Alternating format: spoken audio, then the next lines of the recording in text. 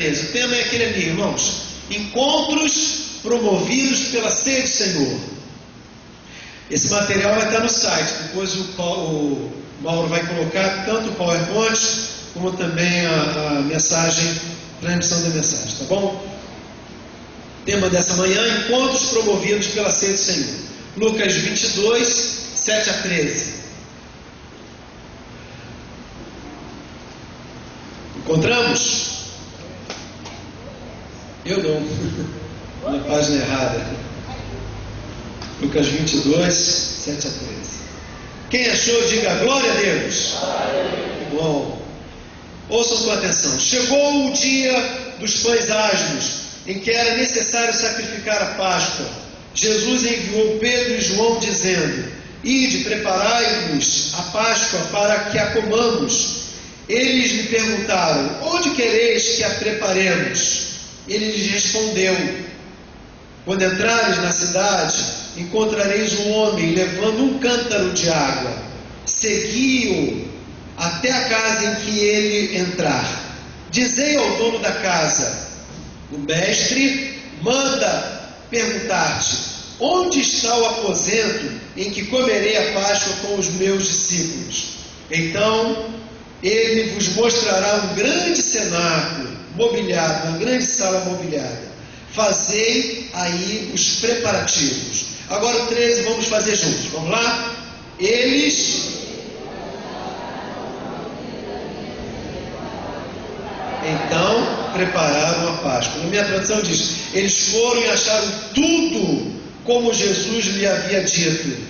Então prepararam a Páscoa. Que Deus abençoe essa palavra no coração da gente. Amém, irmãos? Que a gente ouça como voz de Deus para a nossa vida.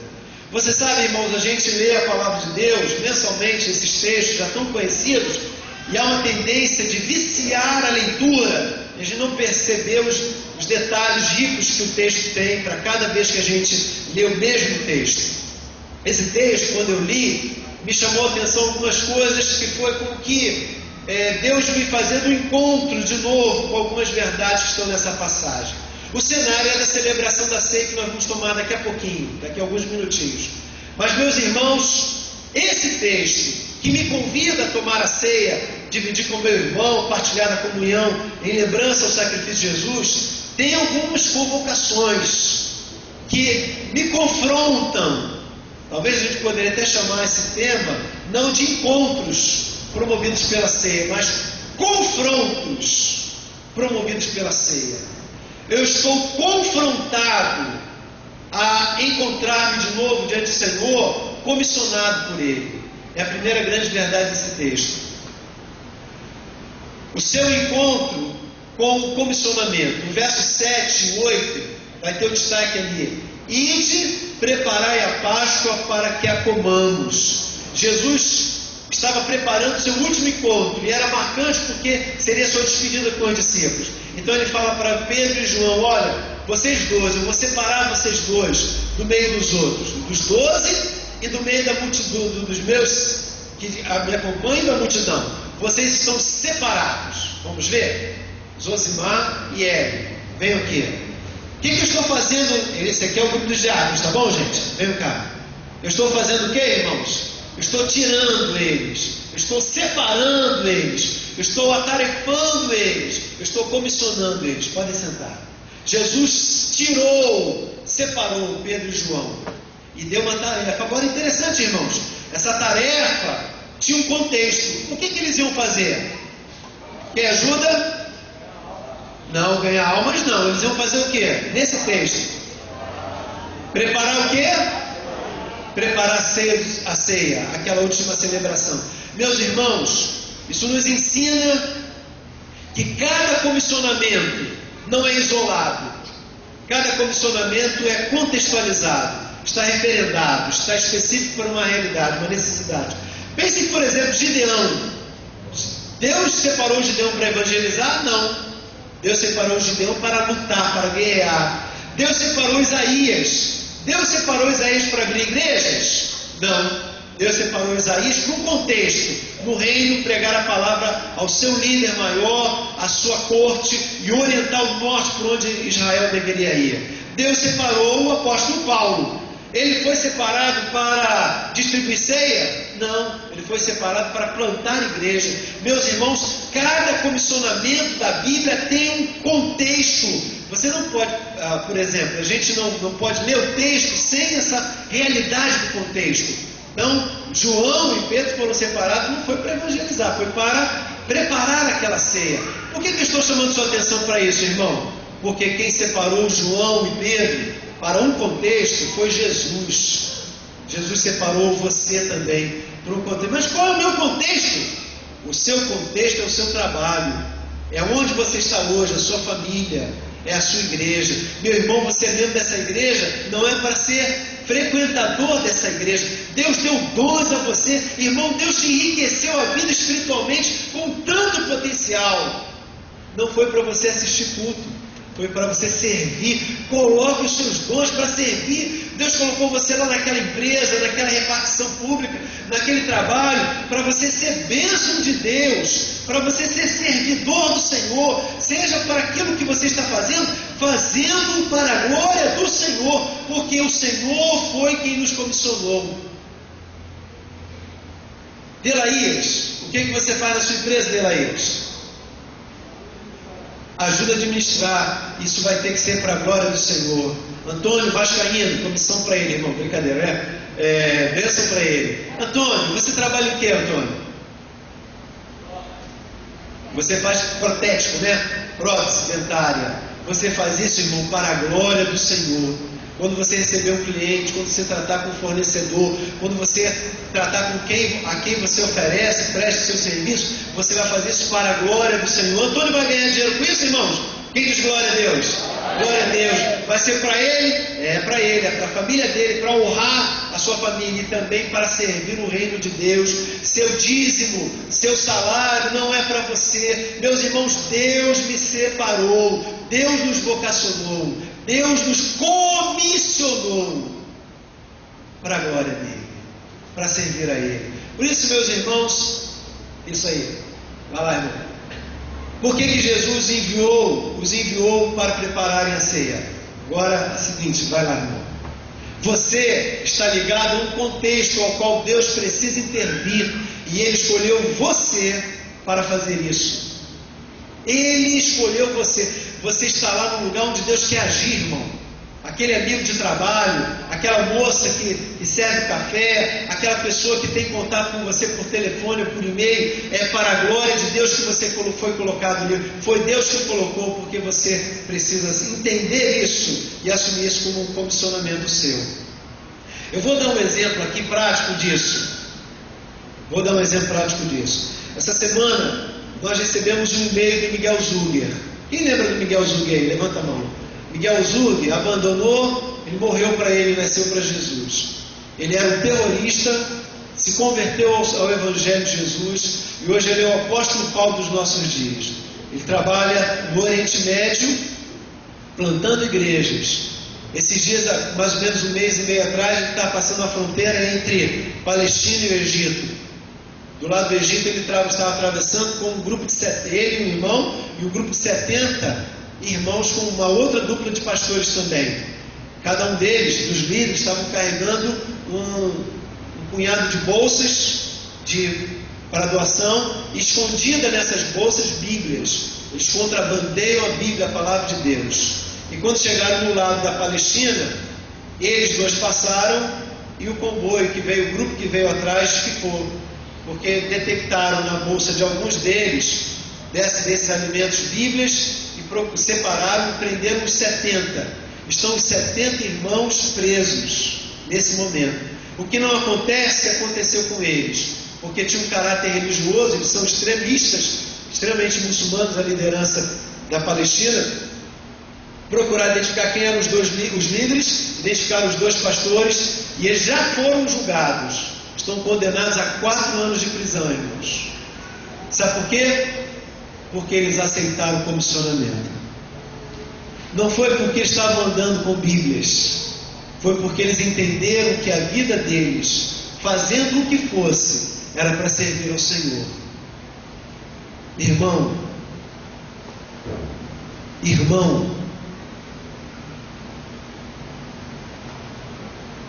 Irmão, Deus chamou você para morrer, acabar as nossas escolhas, os nossos gostos, seguir o Evangelho da maneira que a gente quer.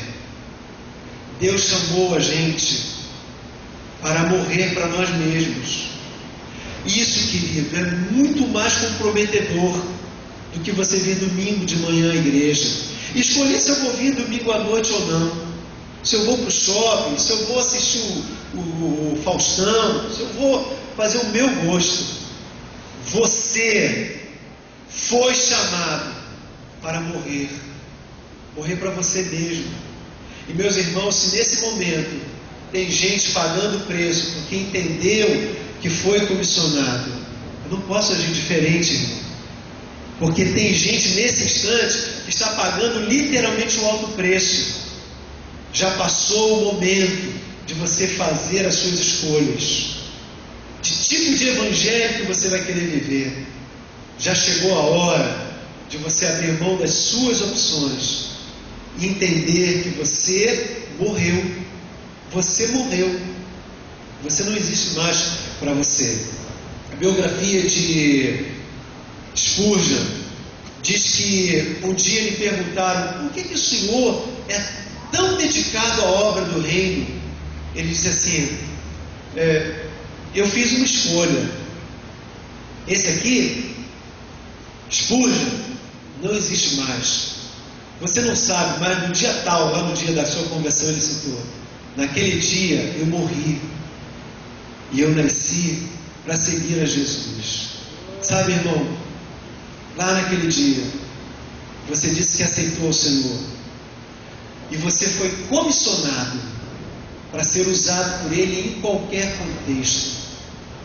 Você morreu e quem vive agora em você é o Espírito de Jesus, e a sua vida tem que ser para a glória de Jesus. Amém? Quem dá glória a Deus por isso, irmão?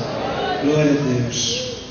Segundo lugar, esse texto está me dizendo que eu tenho outro confronto quando eu pego o pão e tomo a ceia. Quando eu me reúno com a igreja para ceiar, para cultuar ao Senhor. O meu segundo confronto é o encontro não só com o meu comissionamento, mas o encontro com a orientação da palavra de Deus. Veja, irmãos, que eles são chamados, aceitaram o comissionamento. Vamos lá, vamos preparar a ceia. Só que eles não sabiam. Jesus não deu um cartão de crédito, pode comprar na praça, resolva aí, ó, aluguem uma casa, dê o preço. Não tinha nada disso. Ele falou para Hélio e Zosimar: ó, vou separar vocês dois, vão preparar a ceia. E agora? Como é que a gente vai preparar a ceia? Jesus falou para eles: ó, vocês vão e vão. Vocês, ao entrarem na cidade, vocês vão encontrar um homem com cântaro. Meus irmãos, foi um sinal inteligente. Por quê? Porque andar com cântaro e carregar água era papel de mulher. Seria fácil identificar aquele que o Senhor separou. Então eles encontrariam um homem carregando o cântaro e andaria. Ele não era o dono da casa, era o servo.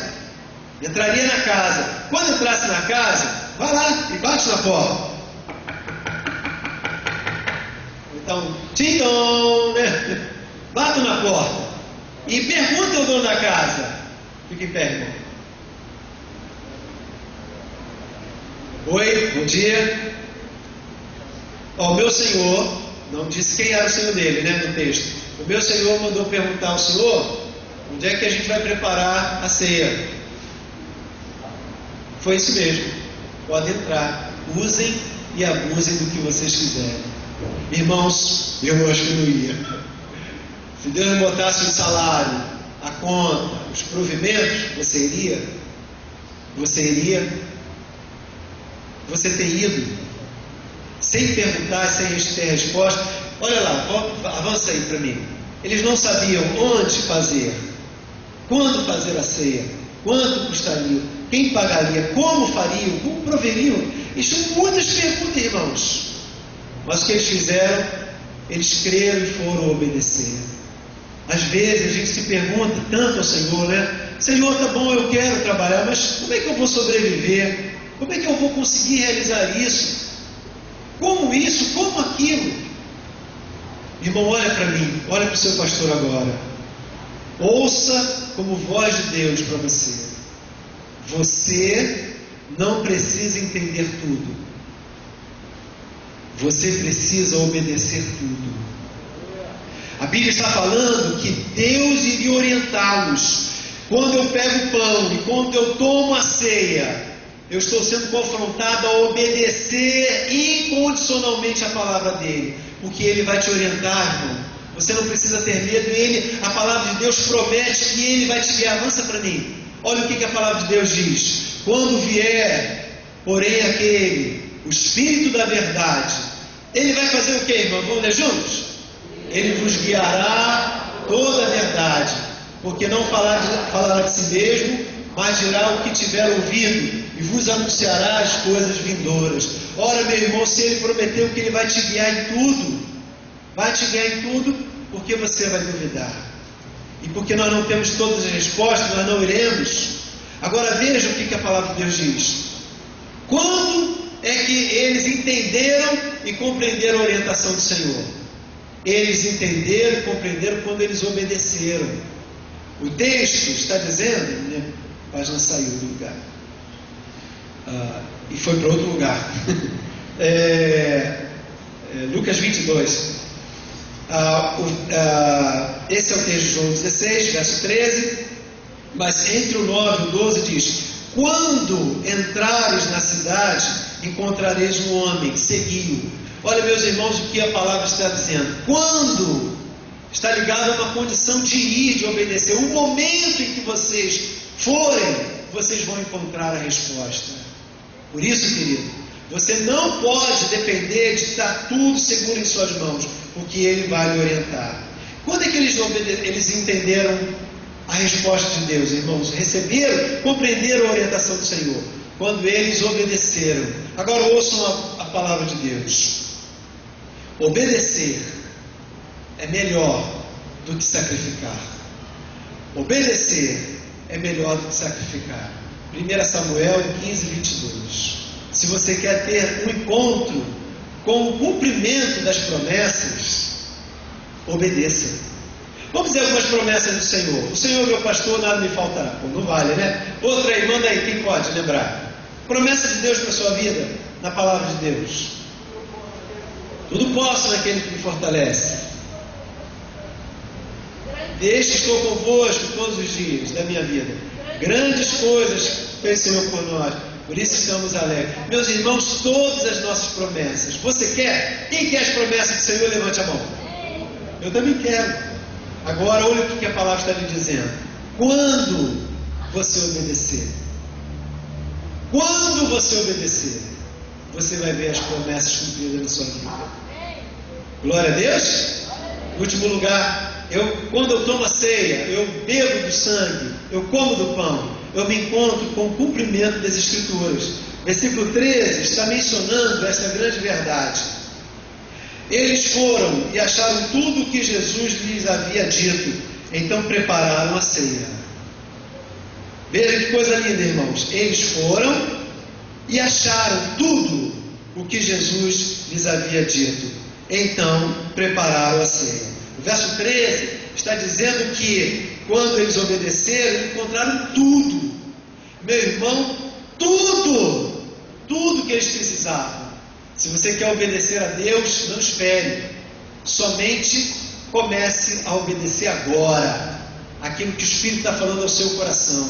Se for para se restaurar com fulana, se for para pagar aquela dívida, se for para voltar a dizimar, obedeça agora. E tudo, a Bíblia está dizendo, meu irmão, tudo eles encontraram. Você vai encontrar tudo quando você começar a obedecer. Agora, interessante, o texto termina dizendo a parte final do versículo 13. Aí então, eles puderam preparar a ceia. Eles não tinham nada, mas quando obedeceram, eles tiveram tudo. Meu querido, amado irmão, amada irmã, você vai ter tudo. E aí você vai poder fazer a obra do Senhor. Eles só puderam preparar porque eles deram tudo, se entregaram, obedeceram, e o Senhor fez todo o resto. Eu já citei essa ilustraçãozinha, mas eu queria, não, vou deixar para um outro momento. Eu vou fechar citando uma coisa que aconteceu essa semana. momento de confissão de pecados, né? Eu estava voltando para casa de ônibus, apertado com o horário, eu estava lá, peguei uma van, a van às vezes é legal, às vezes não é, tal, aí desci, já estava no horário, eu desci ali na estrada do Mendanha, do Monteiro, passou o primeiro ônibus cheio, eu tinha que voltar na paciência ainda, né? Segundo ônibus cheio, terceiro ônibus cheio, a van estava cheia também, porque era horário de rush ali no Campo Grande. Só lá na frente que eu peguei, meu horário avançando, e eu peguei o ônibus, né? Murmurando. Confissão de pecado, né, irmão? Senhor, perdoa, Jeová, perdoa, né? E eu sentado, graças a Deus, peguei um lugarzinho, né? Sentado, uma senhora de cócara, né? Aquele coquinho, jeitinho de assembleana, né? Minha irmã do grupo de oração. Aí ela começou a puxar papo. Eu queria papo, irmão. Eu queria ficar quietinho. A gente está assim, né? Eu senti que ela tinha mais intenções. Cara de crente, me olhou meio às vezes, né? Daqui a pouquinho ela puxou uma fitinha, uma plaquinha de plástico, um elásticozinho. Eu disse: meu filho, é para você. Muito obrigado. Lê. Eu já estava lendo, né? Eu li para ela: Deus é fiel. Muito obrigado. Botei no bolso. Aí ela ficou calada como se esperasse alguma coisa de mim, né? Eu simplesmente olhei para ela sorrindo. Aí ela falou assim: você crê nisso? Irmãos, machucou, doeu, foi na boca do estômago, porque não foi ela que me perguntou, foi o meu Senhor. Eu já sabia cognitivamente que Deus é fiel, mas ela me perguntou uma outra coisa. Ela perguntou se eu estava disposto a viver como quem crê. Uma coisa, irmão, é a gente estar aqui dizendo que a gente crê. A outra coisa é eu entregar o meu problema, a minha vida, e morrer para mim mesmo e viver para Jesus. Se eu creio que Ele é fiel, irmão, eu não vou viver mais para mim. Eu vou comer do pão, eu vou beber do cálice, como quem está comprometido ao ponto de ser preso por 4 anos, ser açoitado, abrir mão dos meus direitos e viver isso com alegria para a glória de Deus. Sabe, irmãos, quando aquele texto lá do e-mail disse que aqueles pastores iam ficar 4 anos e estavam alegres porque estavam fazendo aquilo para a glória de Jesus, eu de novo fiquei com vergonha daqueles irmãos. De novo me senti humilhado pela vida tão íntegra do pastor Miguel, e do pouco que eu faço por ele, do pouco que eu oro, do pouco que eu oferto para a obra e para a vida dele, porque esses irmãos são um exemplo para nós. Meu irmão, quando eu tomo do pão, bebo do cálice, eu estou dizendo que eu morri para o mundo, igual Jesus, morreu voluntariamente para viver para a glória de Jesus, do Senhor. Feche seus olhos. Senhor, nós tomamos essa palavra como palavra de Javé na nossa vida. É o Teu Espírito que está falando ao coração da Tua igreja, como falou ao meu. E eu agradeço pela Tua palavra. Eu quero agora, Senhor, ter esse encontro, estar tendo esse encontro. Um encontro como quem se compromete contigo, Senhor. Um encontro com as orientações da Tua palavra, porque o Senhor não nos deixará órfãos, o Senhor não nos deixará sem saber qual o próximo passo, o Senhor nos orientará se eu obedecer. Senhor, eu quero me encontrar a tomar a ceia contigo, Senhor, como quem está contemplando o cumprimento das palavras, da Tua palavra. Senhor, eu creio na Tua palavra. Ajuda-me, Senhor, a viver como quem crê na Tua palavra. Senhor, Tu és Deus fiel, e nós honramos o Teu nome. E de novo, voluntariamente, estamos oferecendo individualmente as nossas vidas para vivermos como quem já morreu para si mesmo e vivermos para Jesus, para a glória de Jesus. Amém. Convido os diáconos para vir aqui à frente. Nós vamos, por causa dessa